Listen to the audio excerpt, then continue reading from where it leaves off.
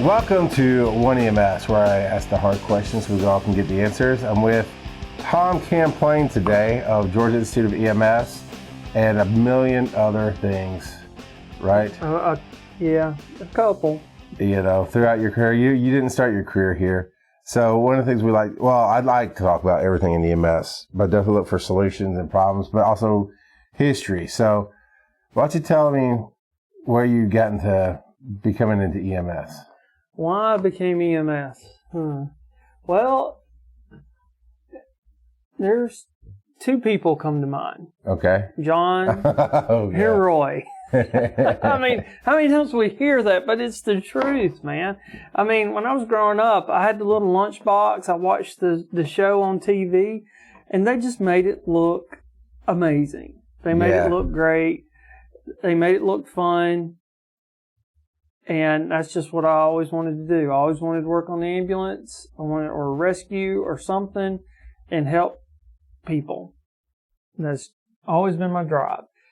And my whole life kind of revolved around that growing up. People would ask me, what do you want to be when you grow up? And I'd say, I want to be a paramedic. And I never said I wanted to be, people say, don't you want to be a doctor? No. And then you'd have those people say, that were paramedics and stuff, they would tell you, oh, don't do that. You do something else. You won't make any money, You won't make any money. You're not going to make any living. And boy, were they right. They were right. I did not listen. But you know what? There's more to a job than just the money, too. I mean, the job may have paid low salaries, but it always provided for me. That's always a good thing. In more than one way, too. Provided money, but also provided the satisfaction that I needed. So, and there's a reason why you see artists, right, who are, like the term starving artists, They're broke, they're poor, but man, are they happy? Yeah, but they're poor. Yeah, but they're poor. There's a balance. And when you have 4 kids, like I do. There is a balance. There is a balance. And one of my biggest complaints about this field and about a lot of the people in this field and the leadership in this field is the wages and salaries in there. That it is very lacking as opposed to the other health-related occupations. And we can talk about that some. I also want to build where you came from. So you got into it to save lives and help people, but that has nothing, well, not nothing, but there's a big jump from that to now you sit at a very nice desk in a very nice office, but you don't get in the streets anymore. You don't run the calls. Right. Why did you get your first educational certificate, like a CPR instructor or whatever? What was it? CPR. And a CPR instructor, actually. Okay. I mean, that's where a lot of it starts. So Yep. I started off there. When I was very young, I was probably like 16 years old, and I volunteered at the fire department. Learned CPR, first aid, did, firefighter training, ran calls as a volunteer. And then when I turned 17, I joined the military. I joined the Army through what's called the split option program. That's where a high school student can go into the Army. But during the summer between your junior and senior year, you go to boot camp, and then you come back, you finish school, and then you go to your advanced training. Well, whenever I joined, I was very upfront when I went in. What do you want to be? I want to be a medic. I want to be a medic. Well, when they sit you down at the MEP station and tell you what you can do, medic wasn't available. And they said, oh, here's this MOS you can join, and you could be driving an ambulance. You could be driving a fire truck. You could be driving and they really emphasize that. Driver. Yeah. I was a motor transportation operations specialist. What it boiled down to, I was a combat truck driver in the infantry. Okay. That's what I did. I was in the mechanized infantry. I drove what was called HEMETs from when I first enlisted. So I was stuck there, and when I was in that MOS, I took medical classes when I could.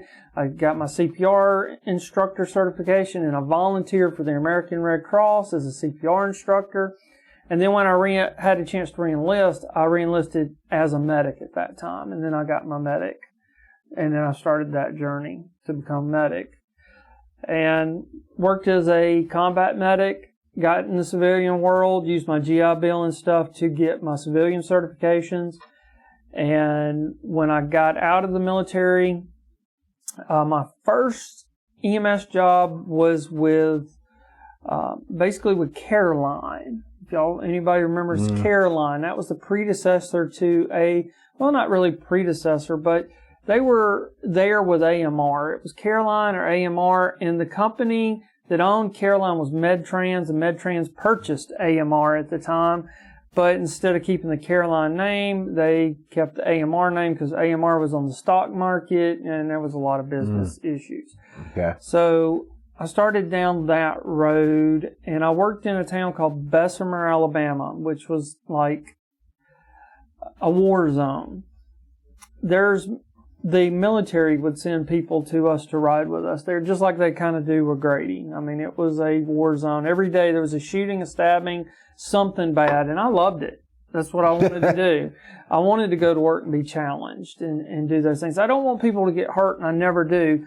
But when bad things happen, my motto was, when bad things happen, I want to be there to make it better. Okay. That's what I wanted to do, and that's what I enjoyed. So that's what I did. And then after a few years, an opportunity came available where AMR had purchased another company in Mobile, Alabama called, down there from... This is like the 1930s, right? Yeah, it was like way back in the day, we were like using horses and no. So they purchased this service in Mobile, and they were offering people, incentives to go down there. And I went down there and quickly became a field training officer, which then evolved from that to in charge of all the training for the division. And so you kind of fell forward into it. Yep. And then I started teaching as an adjunct clinical instructor. Now it's different. Now the way they were doing it in the University of South Alabama is they had clinical instructors. So whenever you went to the hospital, an instructor actually went with you. Oh. That seems like it worked better. It did. It worked great because I was the liaison between the students and the nurses, and I made sure the students stayed busy and they did what they were doing. And I had fun too. So I got to play around. And you get so why do you think? I know it's Alabama versus Georgia, but I don't even know if they do that now. Why do you think, as an educational system, we don't have clinical instructors that will be that liaison anymore? Because that seems like it'd solve a lot of the problems that we've had with students. Money. It costs money to put them in there. Yep. And that, to me, that's a big thing. And then also, too, just basically the money, because you got to pay somebody to do it. So a lot of places don't. And I've worked in those systems, and they don't like to spend money. Yeah. And, but university...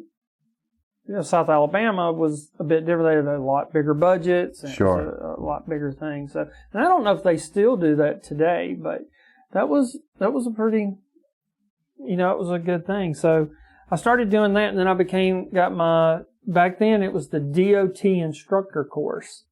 And I got my DOT instructor and became an EMT instructor.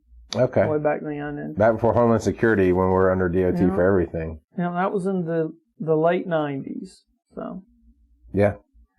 And then I moved to Georgia. Started working in 2000. Moved to Georgia. Started working in Georgia here.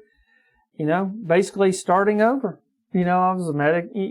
Well, actually, at that time, EMS was ran by two departments. It was odd. It was the weirdest thing. I was like, what the heck? This is some backward stuff. And people say Alabama's backwards.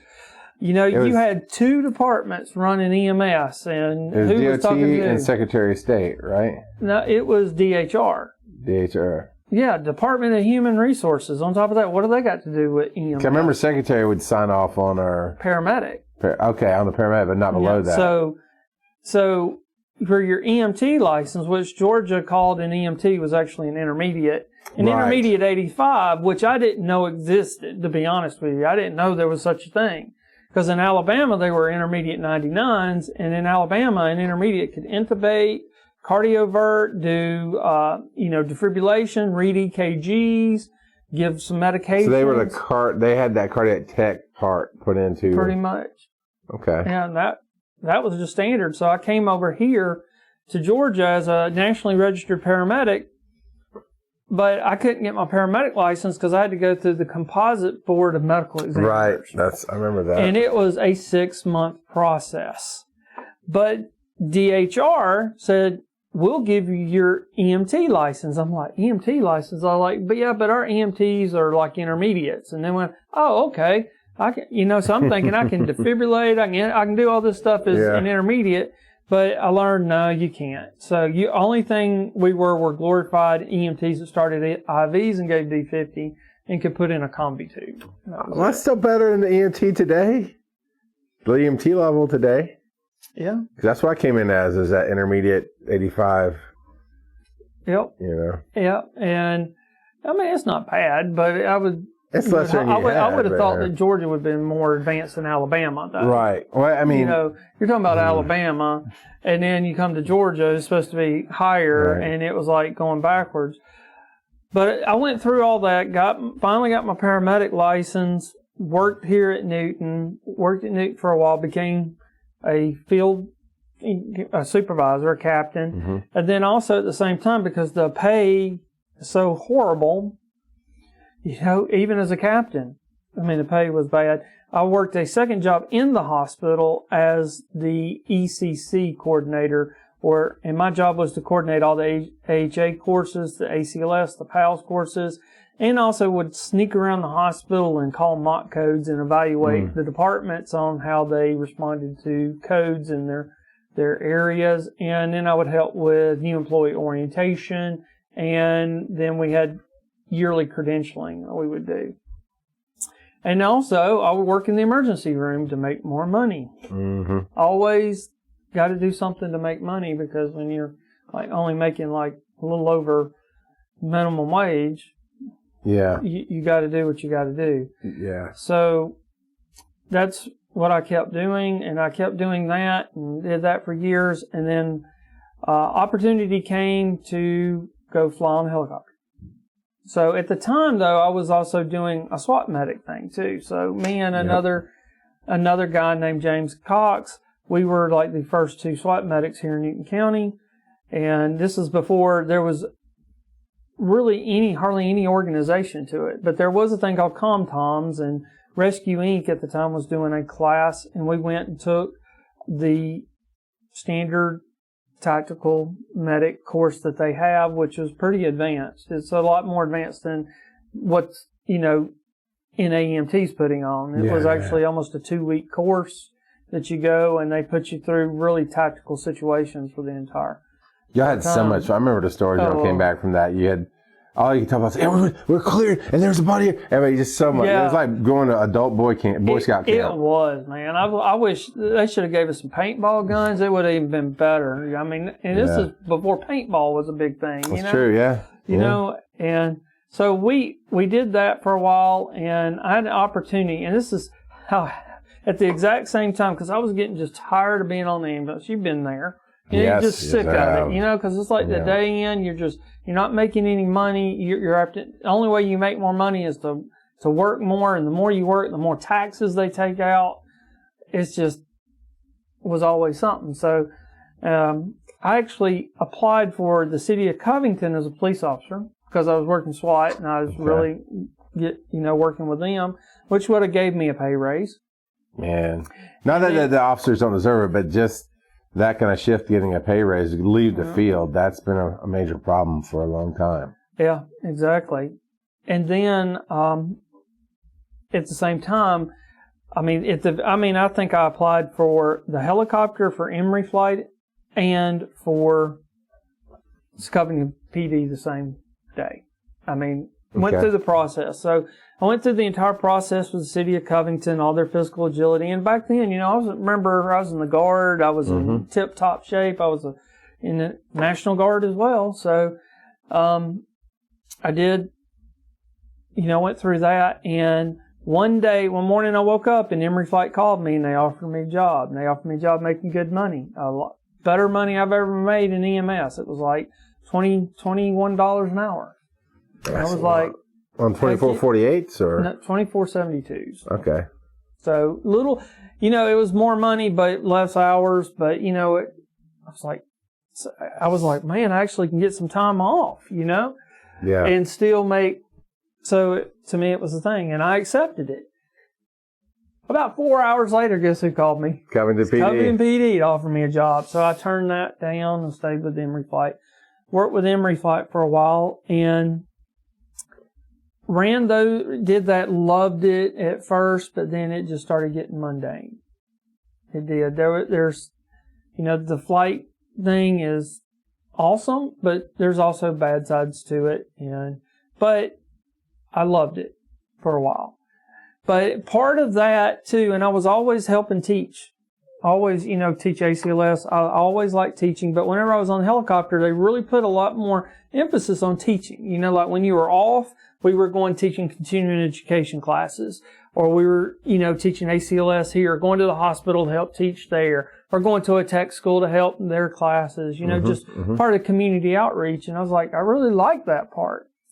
So I had decided to go for my master's degree because this is just a weird thing. I wanted to go to law school. Okay. All right. All right. So the law schools told me, look, the best chance you got to get into, most people getting into law school have master's degrees. You can get in with a bachelor's, but your odds of getting in is so much better with a master's degree.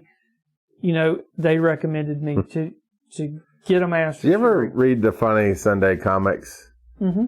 And you see the family circus with the kid going all over the yard. This is your career so far. As a little kid, just, I'll get a master's degree, go to law school. So what'd you get your master's in? Post-secondary education, and with post-secondary education with a specialty in instructional technology. Because my undergrad degree, because when I was coming through going to college, you have to understand, so people say, why did you get a degree in that? You've been a paramedic your entire life. Why didn't you? It didn't exist. Right. And there was no degree for a paramedic. What do the degrees for paramedic? Let's jump ahead right now. What do the degrees for paramedic do right now that are in existence? Nothing. Right. You might get you into nursing school. Yeah, it could get you there. Or PA school. Yeah. Or something like that. I can see it coming like AMR. It could get you up one of the suited positions. Maybe. When I say suited, like Terrence, the suit and tie, and you're over big areas. I really don't think. You don't think that would even help? Maybe. I think that probably needs an MBA or something like that. Yeah, I mean, we're not in that company. They're very big. They're very huge. Big corporate. Yeah. So I think I don't know either, but I would think that just knowing Terrence and his professionalism, his knowledge, and what he is, he's a lot more than an associate's degree. I think he's probably more than a bachelor's degree. I mean, because that's an articulate. He knows his. His stuff. We're talking about you, Terrence. I've got him lined up to be interviewed at some point in the near future. So he's great. So you got your master's with technology and education, which I don't know how long ago was that before you started? In between starting your own school and that. A long time ago. That was early 2000s. And you started your own school in 2014. 2013. 13. So that's a big gap because what you do now is post-secondary education with a bend towards information technologies. Yeah. And my undergrad was in IT. So I've got my IT degree, and then that's one reason why I went towards instructional technology as well. So, and then by going through that, when I was going through that master's degree, I fell more and more in love with education. I was like, law's not what I'm being called to do. That's not what I want to do. I want to do this. So I switched gears, and I was working on the helicopter. I was getting that finished, and I got to the point where I felt like I could go work at the tech school. I could be a lead EMS instructor. Because up to that point, I didn't feel worthy enough to be able to be an EMS instructor. Like as a lead person at a tech school or a lead instructor. You didn't feel qualified, or you didn't think you could do it? Which is, to me, two different things. Okay. Both. Interesting. And after your whole path of learning this, being made this educator, that educator, you still didn't think you could lead a class? Nope. Not until, and then And that's different than running a school, even. That's the entry level to running a school. So I started working at DeKalb Tech and worked there for a while. And then some things, changed. I started working on my PhD at the time then. So I started working on a PhD because this is what I want to do. And if you want to stay in this type of industry, you want to become a dean or anything like that, Sure. you got to have the PhD. So started working on that, worked on that for 3 years, and then ended up going through a divorce. Things, when that happens, things change. And in that process of going through the divorce and everything, I ended up leaving DeKalb Tech, and I went and helped some other schools become accredited, worked on that. And going through that process, I'm like, if I can help these other schools become accredited and get up and running from the ground up, I can do my own thing. Yeah. So I started Georgia Institute of EMS in 2013. Okay. And been there ever since. So that's the roadmap, the journey. I know it doesn't seem like No, it explains a lot about you, because I'm very much a literal person. Like, this is a school. We do this school. And some of the ideas you come up and been like, dude, what if the school did? Like, no, school's here. Mongo bad. But, it does keep you flexible. I mean, some of the stories you've told is you wanted to do an all online class early on. Well, not all online, because skills have to be skills. Right, yeah, the labs. And people tried to get you shut down, and the state would come in almost every class and observe. And it's like, nope, everything's Observe, good. inspect, looking, talking to our students. I mean, they even had, some folks from the state coming to the students and asking them, oh, is he bringing equipment? What equipment is he bringing? And asking people like that. And they're like, no, because class starts at 6 o'clock, but he's here around 5 o'clock every day, and we help him unload and set up the classroom. And then when we get done, we have to pack it up and load it back up for him. So. Yeah. And then they would just show up to see if that's what was happening. And it would. And I got to the point where y'all come on anytime you want to. So they kept coming and seeing, and they kept seeing that we were honest, and then they quit bothering us. So there's two mindsets in EMS I think need to be broken. One is the everything threatens me mindset. Right? I've seen it in so many companies. I've seen it in so many, that situation of, there's not enough room for every educational person. Like the universities do tend to push towards accreditation for things, because that means they get the money, or they're already accredited. It makes them easier, where it's a lot harder for somebody in your level to get accredited. Those kind of things. And it's like, no, there's plenty of efficiency. You literally cannot train every EMT in the state of Georgia. Let's keep it Georgia. You can't train every EMT in the state of Georgia. The backlog would be horrendous. Right. Or you'd be running 15 classes, and it's just overburdensome. And it's still a funnel. What happens when COVID hits? Or what happens when bad weather, better yet, what happens when bad weather hits the one area that the school's in and not the other areas, and now people aren't learning?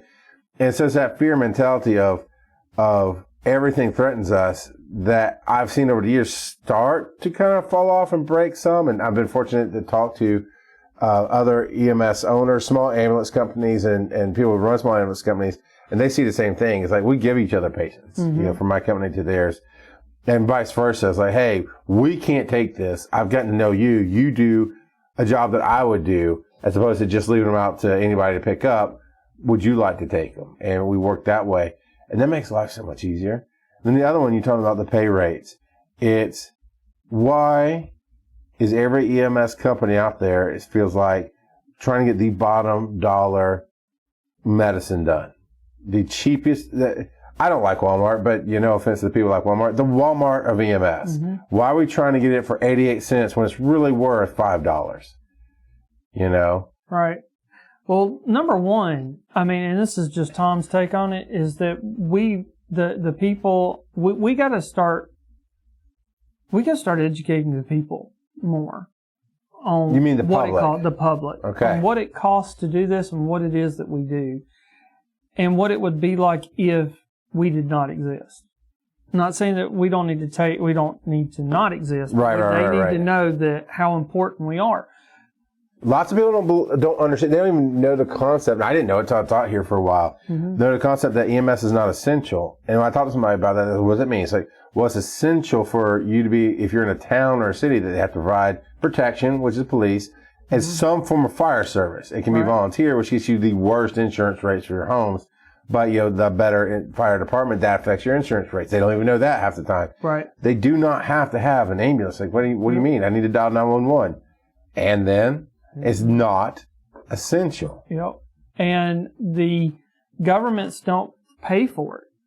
And they don't care. And the problem is, and one of the big problems is because, and I look at it like this, there's some convalescent services out there that can pay their employees $20 an hour. And you know that service. Yeah, right? we do that, yeah. But then the 911 service in the same area where you work probably pays $11. For the same, well, not the same job, but the same skill set. Same skill set, and the back of the same thing, doing pretty much almost the same thing. I mean, you're going to pick up a patient and take them. The difference is your service is going to pick up primarily roughly stable-ish. Sure, yes. You at least know what their conditions are, and you know them. Whereas the 911 guy's going out, it may be a gunshot wound, it might be a cardiac arrest, who knows, So in reality, you'd think that 911 skill set needs to be would be more sought after for that, Right. But yet they pay horrendous. And the reason why is because a huge chunk of the people they go out on do not pay. That somebody can pick up the phone and dial 911, and when they're on the phone saying, "Hey, I need you to come pick me up, take me to the hospital. I don't feel good. Stomach hurts. I haven't felt bad. My back hurts. And I just want to be seen. I don't have any money. I'm not paying you. Don't even ask because I'm not paying. I understand this is the 15th time I've called in the last 2 weeks, and you've transported me 9 out of the 15 times, but I'm going today, and I'm still not paying you, but you got to come pick me up." And guess what? You got to go get them and pick them up and take them. Yep. And then they're like, "Well, I understand I live a mile and a half from Athens, but you know what? I've been to Athens the last 2 times, and they won't give me what I want, and they won't treat me the way I want. So I really want to go to Hillendale. Yeah. And see what they'll do for me." And it's always funny. They always get a ride home. They always find a way to get home. But they go in the ambulance and they go all the way. They take that 911 unit out of the community to go all the way, and they'll tell you the whole time, "We're not paying." And the commissioners and the councilmen, they know that, and they don't pay for it. Somebody's got to pay for it. And there is a huge exodus in our profession right now. And that's why. Because I could become a nurse in 2 years and make $40 an hour right off the bat and go anywhere I want and get a $30,000 bonus. There's right now, my wife is a nurse, and she is constantly getting phone calls from recruiters. "Hey, look, we will give you a $50,000 cash bonus if you come take, and we'll give you day shift. We'll give you, which way everybody we'll wants. Give you whatever shift Monday you through want. Friday day shift, yeah. Well, no, just 3 days a week. Oh, wow, there you go. 3 12-hour shifts a week. No nights, no weekends. And we'll give you, a $50,000 sign-on bonus. You don't see that for us. And that's why there's so many people getting out. And the majority too. You see, because you help here, like the last class we just started, I swear, over half of the participants in any of our classes are pre-PA, pre-med. Yeah, no, they come through for the experience, and that's great, but that is a pass-through of our industry, which is not effective. Well, I got a list from the state, right? The state did a good thing. Georgia State Office of EMS, David Newton sent out a survey, or his office sent it out. But, I trash David a lot, so I want to prop him up when he does right. I just want to call it how I see it. So I thought he did a great thing. It's like to help the shortage that is out there. He's come up with a EMT-R program, but he also sent out a survey to every EMT that was qualified, like they're still active in the state system, but they're not attached or assigned to a hospital or EMS, be it fire EMS or regular EMS, whatever, independent EMS. 400. And I mean, well, I don't know how many they sent it out to and how many responded, but out of the people that they sent it and responded to, we got a list of 400 people that said, yes, I'd be willing to work on. And it's one of those with our buddy Patrick Carey. I want to call him and harass him. But because Patrick left the field to go be a police officer because it treated him better, it paid him better, and he ultimately enjoyed it more than trying to hustle as a medic. And that's what it is. Yep. You have to hustle to get the money. You know, it's been tough. And I just learned a really long time ago, EMS is run like an idiotic, failing business. It's, oh, we're going to go into, I'll take national as an example. This is just what they told me decades ago. The system probably changed. Technically, it's not, it's national, but it's not national anymore. Somebody else owns it. But the process was we go into a county and we have to put in a bid. This is what it's going to cost for us to do it. And they put in lower bids to try to get that contract because they want to service the community. They want to they have their own billing company. So they do bill the insurance that does come through. But you're right, there's a lot of indigent care. And the county gives them a stipend. That's not enough to run a business. So they have to do the non-emergency and this and that, and they get the contracts with the hospitals. And it becomes this mess, this unbalanced mess of you have to have the money. Well, to get the money, you have to do this. But to do this, you're sacrificing community. And if you sacrifice community, you might lose a contract. And it's just, if you don't run it to be profitable, get out. You know, and it seems like every county wants the barest minimum. What can you do? But want to demand South Fulton. South Fulton does not pay a stipend at all. Yeah, I don't think Newton County pays one anymore. They did for a while, but now it's been changing up. Actually, did the hospital? The hospital turned it over to national. Right. So is the county not involved in that anymore? Okay, but they were paying the hospital a stipend for like $2 million for a year or $1 million for a year until Piedmont took it over or something. Okay, because Piedmont took it over and then they took it away. Okay, because I remember Piedmont wanted more money and they were going to give up the ambulance certification, and then they didn't. And actually, I don't even know if they didn't. Still, right? If they still hold it, they're contracting with National to do it, because that's how the CAB does it. Right. The CAB holds that EMS certification, but they contract with AMR. And that's the point, is, go back to South Fulton, they want it, and they're rural. Just like Newton, there's areas that's going to take you 20 minutes from downtown to get to, because you can't get there from here. And, right. But they wanted 12-minute response times. Well, I don't know if they said they wanted that. I know that's what Grady promised them. But 12 minutes, they wanted quicker response times. And AMR, all stuff that's been out in public at the Region 3 council meetings, and I went to all of those. This is what was stated for the records. AMR went into bid, and then Region 3 had to pick the winner, not South Fulton. Region 3 picked it. South Fulton's not paying a dime. Wanted what essentially was 12-minute response times from 911 call to be there, which is almost impossible unless you got trucks everywhere. And there's rural places that's really hard to do. And Grady promised it. And AMR said, well, if you want 12 to 13, they got it down, I think, to 14 to 16 minutes is what they said they could get it down. And that was still probably eating some of the cost. Right. And they said, if you want to get it down to that, we need more money. And so Grady got it. But Grady did not deliver. Not before COVID. You know, they've done some online meetings since, but it's kind of I haven't been there. Yeah, everything rightfully got pushed off. I'm not going to pick on EJ Daly.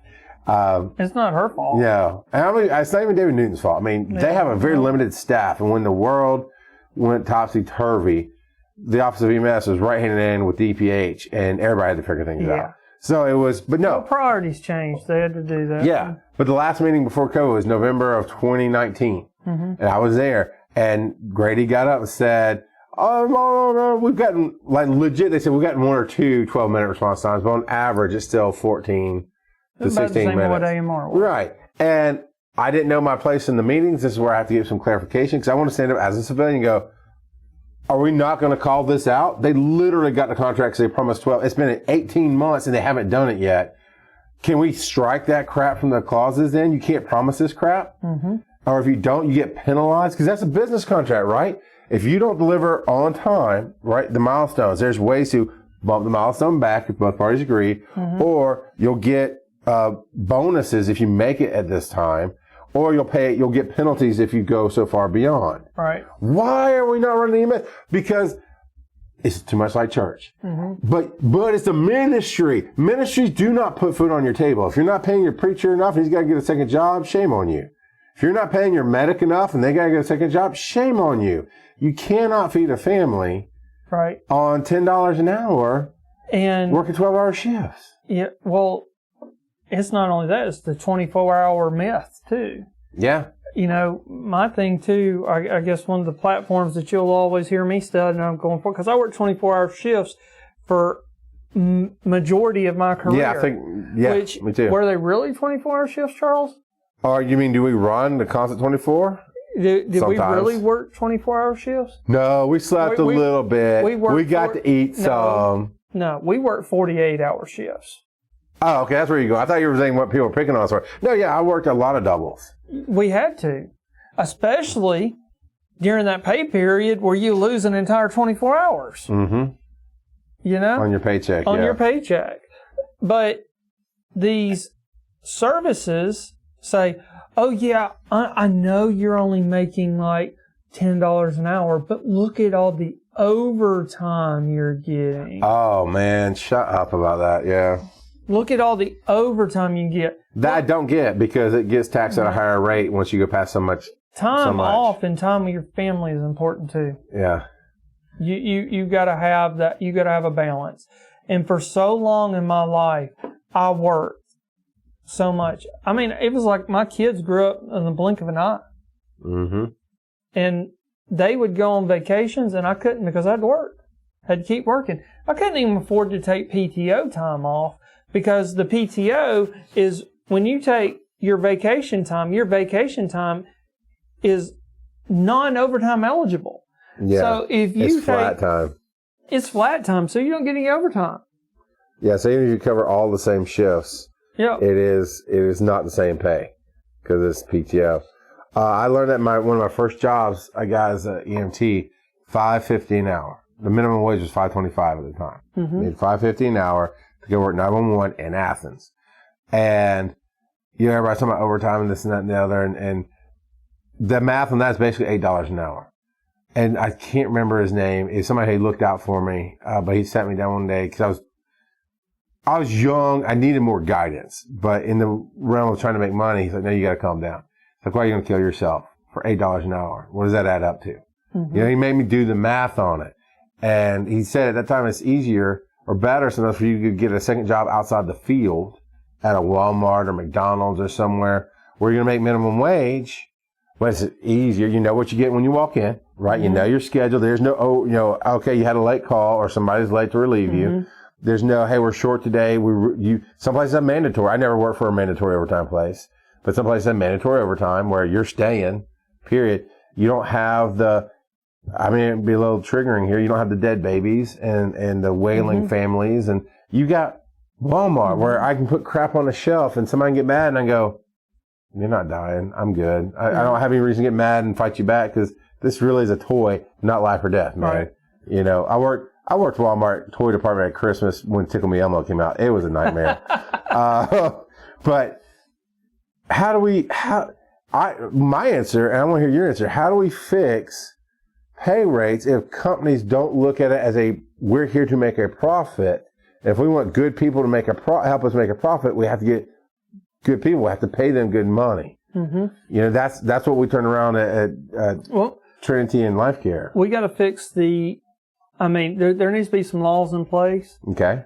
For reimbursement that gives us a minimum reimbursement. I'm sorry, whenever I go to a doctor's office to get a checkup and the doctor sees me for 15 minutes, walks in the door and says, how are you doing this year? Oh, I'm doing good. Looks at things. You got any issue here? Let me look in your throat. Let me listen to your lungs. You know, let me palpate your belly. Take that little hammer, hit your knee. It's a little 5-minute I mean, Oh, really, literally, yeah, you're yeah. in there 15 minutes, and then Yeah. you get a bill for $300 and something for that period of time, and the insurance company pays it like that. Yep. And I know in your position, I bet you get denials all the time. From Yeah, we insurance do. We do. Our office staff, our biggest job, and my job, is to make sure we get paid. That means there's a lot of paperwork we got to hunt down. We're always on our EMTs all the time about signatures. You got to get the right signatures. You got to do it this way and you got to document it this way. And we don't ever tell them, write it this way as a template. We say, you have to hit these points, because if you don't write the proper reason for stretcher for this non-emergency transport, then they will deny it. And if it's Medicare, good luck. A lot of times we just resubmit, but Medicare, if they decide they don't, that's the other thing. If Medicare decides we're just not going to pay you, you're not getting paid. It does not matter what you do. There's no fairness or balance. And that's wrong. Yeah. So we need constant, steady streams of income. That if you go do the job, you're getting paid. I'm sorry, if you go into Walmart and you pick up a Yeti off the shelf, you're not going to be allowed to walk out the door without paying for it. You will get tackled and arrested and everything else. But yet in EMS, you can call and you can say, I'm not paying you, but you're going to come here and service me. Mm-hmm. You know, that's not right. Yeah. You know, but at the same time, we don't want to have a system in place where people are afraid to call 911 because they can't pay. Right. But that's where the government should have an indigent care fund to pay for those. And at some point, if you see really big strings of abuse, there's got to be somewhere where people with minds can come together and come out with something. Yeah. To figure out, like, okay, this guy has called 15 times in the last 2 weeks for toe pain. And all he's looking for is drugs. Yeah. So at what point do we need to deal with that? You're starting to breach on the bigger societal issue of self-responsibility. Right? Because the argument in my head, because I hear what people have done. But what about that 16th time when they're overdosing? Or what about that time when it's actually an aortic aneurysm and not just stomach pain because of withdrawals? What about? And as someone's like, as a human being, I want to help all human beings. That's why I really fought the urge. And every once in a while I get grumpy. Right. But for the most part, I found getting angry with your repeat patients did no good. It just made everything worse. Yeah. But just going, hey, okay, Mr. Kamplain, come on, get in the truck with me. Let's go. Yep. Talking to you like a human being. Yeah, you're here. We're going to take you. Yeah. Are you really hurting, or are you just kind of fed up with crap with life? Mm-hmm. And you build up that trust and like, yeah, I'm fed up with crap. So, all right, I'm going to write that down. I just need to know. I'm going to do my basic stuff. I'm not really going to waste my time on you. And then you do catch. I caught that exact patient I'm thinking of. That was obviously not Kamplain. And we've saved their life a couple of times because things just went sideways. And I don't want to limit it either, but also, too, your actions have consequences. That's as a medic, that's where I come to. Is like, I can't save them all. And comorbidity is a huge thing. And when you've drank your liver to death and you used IV drugs and you've made choices in life that put you into this position, and we're talking about the abusers, right? The ones that I did a story at Fresno in California where they had a list of 10, 15 people that were essentially no-fly list. Mm-hmm. Because in a month time, the one they talked to on the news, he actually talked to them, called 911 1,500 times in 30 days. Yes. They said, first, when he calls 911, cops go there first. And if there's nothing wrong medically, he goes to jail. In the story. Mm-hmm. So that does delay his care, but it doesn't shut him out. But 1,500 times, and he's a drug seeker, and when he's on the news, he's tweaking, and he even said, no, yeah, I'm so afraid of going to jail, I'll find another way. That's responsibility. Well, we got to come up with something, and the first thing is funding. I think we've got to fix the funding issue.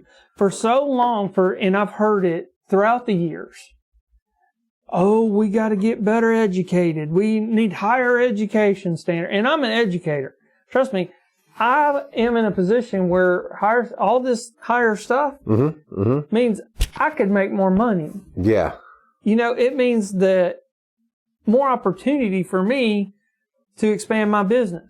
But I'm sitting on this side, I'm sitting on another side looking that what we did is we've overeducated ourselves to the point where now paramedics have to go to school for about 3 years to get a certificate, not a degree, a certificate to be able to work in the field. That's a $7,000+ investment in their career. If not to more. Do what? That's just probably $7,000 just for the paramedic portion, not counting EMT. No, that's just counting the paramedic portion. You know, so whereas you could go to the nursing school for 2 years or go to respiratory therapy school for 2 years. And there's a career path. Or this is the other thing: 3 years of paramedic school, or you go to 4 years and get your undergrad, right? And then after that, 2 more years, and you're a PA. Yeah. And then you basically can almost open your own practice. And that's the thing, when I said to do what with medic, it's you get to take on the top of the responsibility. Everybody looks to you on the call. Mm-hmm. Your bosses hold you responsible on the call. The state holds you responsible. You have the most stress. And, yeah, the most pay, but it's taken decades to get to a livable wage. I know that there's a lot of places where you've got these services that are paying their EMTs like 11, 911 services paying their EMTs like $11 an hour. And then they're paying their advanced EMTs and intermediates like $12.50, $13 an hour. And then their paramedics are making $14.50 an hour. So they're making $1.50 or something. Yeah. Or even, okay, let's say 16. So your partner's making 14, you're making 16. I mean, out of a shift, I mean, you're making how much, 48 extra dollars. And then if you're not educated on how to manage your taxes, you have that set wrong. Then there's companies that have different, technically I could do this and we don't. We have 2 different companies under my one umbrella that I run. So technically, if you went and worked with them, I could start your hours over. So ultimately pay you less. So I have to you get paid your full hours. Mm-hmm. So all you're seeing is your full paycheck. When taxes come, I didn't take crap out because I worked for a company that did that maneuvered it because of our different budgets, and you have to make so much in a paycheck to get it pulled first. And I was like, so I ended up earning $30,000 in a year, maybe $28,000, and having to pay taxes because they didn't pull it because they found a legal loophole. So I'm like, what? But when you file those taxes, that's when you got to pay the piper. Right. And it was such a pain. It's like, why are you not taking it out? So there was an education process of one of my own. But we talked about a little bit about some issues that have been in the industry for a while. But what is something that you have solved since you started to now? It can be an education, it can be, but an issue you saw in a service or an education, you went, you know what, I'm going to do this different. And you brought your solution to the table. There's a couple things that I can think of since I've been in education. When I first started teaching, and I was teaching at DeKalb Tech, there was no degree for a paramedic at DeKalb Tech. And Gwinnett Tech had just gotten a degree program, and there was maybe one other school in the state that was either working on it or just gotten it. But there was just only maybe 2 players in the entire state that had a degree, an associate's degree for paramedic. And I was told it wasn't going to happen. It's not going to happen. You can't do it. Blah, blah, blah, blah.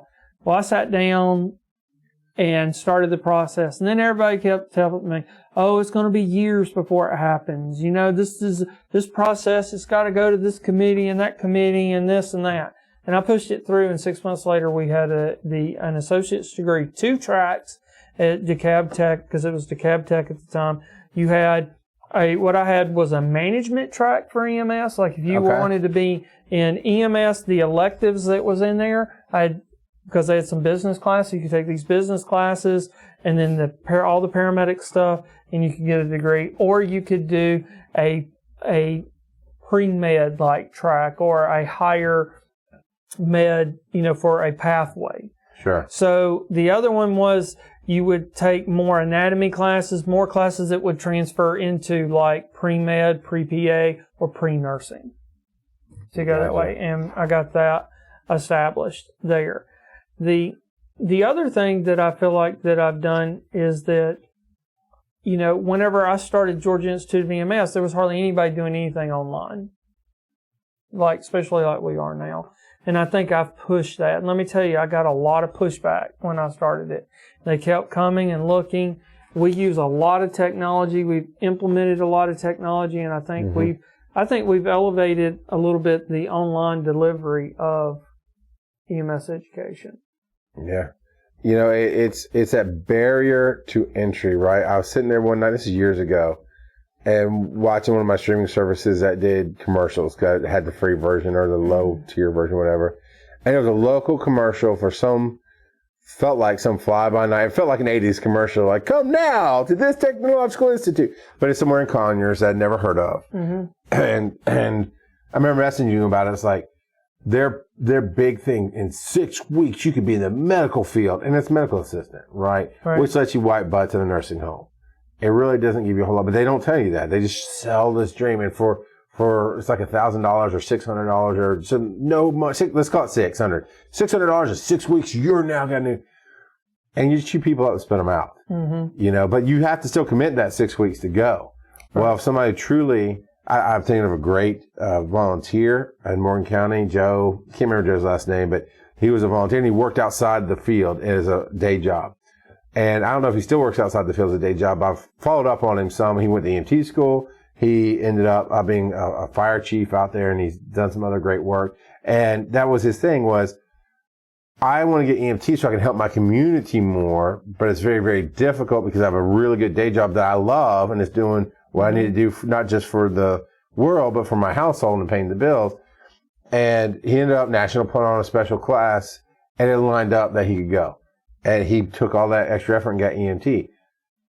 I love the EMTR idea coming up, and I love that it can be online lectures, because here's the deal, is while you're committing with EMT, let's go with EMT, you're committing almost 8 months of your time, and it's fast, that's a lot of work. You can still work a job. You only have to come in once or every, it's not even every week. It's once or twice a week, 3 or 4 times a month, possibly, and it's spread out. And you can still manage your own time. You can do your stuff on the weekends. And that's it. If you really want it, you can get it. Whereas when I went to school, it was 3 nights a week in the story, period. Some schools are like, you got to come during the day, done. You can't do it anymore. You got to be at work. Yeah. Well, you got to figure it out. Yeah, figure it out. If you can't be here, you're not going to stay here. Yeah. And yeah, I think the barrier to entry for our field should be passing tests, and with skills and knowledge and registry, and we can come up with more tests and harder tests. It should not be, well, if you really want it, you'll come get it, and here's $3,000 in 8 months to find out, you know what, you didn't really like it when that 15-year-old went through a windshield and was almost dead on your first call. You didn't really like it when you have to do but I think we both know him, and I won't throw him out there, but your first day as an EMT is you run a school shooting. And it makes national news instantly. That can ruin careers like that. Now you're out all that money and time and energy. And how many times I think one of the things you solved is rolling people over. Not just your flex plan, which is a different thing, but as you see them struggling and not quite making it, instead of just kicking them out, and we keep your money, you still have to pay, and instead of making them pay all up front, you do payment plans, which is you taking all the risk, and you come to them going, you're not making it, here's some options. We can do it this way, or we can bump you to the next class and start you over, and you're still going to pay this amount, we might add this much more. I mean, you work with people, and that's the solution you've come with, because ultimately it puts it on somebody else's plate, which I'm a huge fan of, is do you want it? Come and get it, and you've made it as easy as possible as you can. We're not going to give it to you, but if you want it, there's a pathway for you to get it. And we've added that, and I got that because the schools I've worked at, is either you do it or you don't. And if you don't, you're bye-bye. Yeah. You failed this test, bye-bye. Yeah. And I never like that. I want to try to help people, but also too, people have got to do it. And we've run into some that just does it. They don't want to do it. Yeah. And there's nothing I can do about that. And the last through all this, what I was thinking about the last concept here as we wrap it up is, I think both in education and in the field, we are passive rather than active. We can people can give you blame. They can blame you for stuff. Right. If a student doesn't do the work, they can blame you for not teaching them, blah, blah. You have to take responsibility. And when I figured that out, but also offense, I learned that over offense. It's like, you cannot offend me. I have to take offense. It's a verb. It's an action. I have to take responsibility. That's where a lot of things are falling short. Love the people in my company. I think they're great people, but there's some people I'm like, I shouldn't have to tell you. I never want to. So the phrasing I want to use. I never want to tell you, well, Tom, if you're done with your job, don't sit there with your arms crossed. Either figure out another job to do. And obviously I see a ton of stuff that can be done right here, right now, or go home. It's okay. But take that responsibility. Why do I have to tell you, oh yeah, make sure you're going this way or that way or doing this or that? Because we're adults. So I've been working on removing blame and removing guilt and only leaving responsibility for people. I mean, have you ever been fired from EMS job?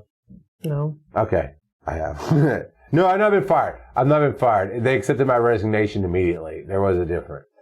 But it came down to interpersonal things, really. Me and the person that I did it with. I've had that happen. Yeah. I've ripped the paper out of a fax machine and wrote, I effing quit, and threw it down on the table and signed it and said, here's my resignation, and walked out the door. Yeah.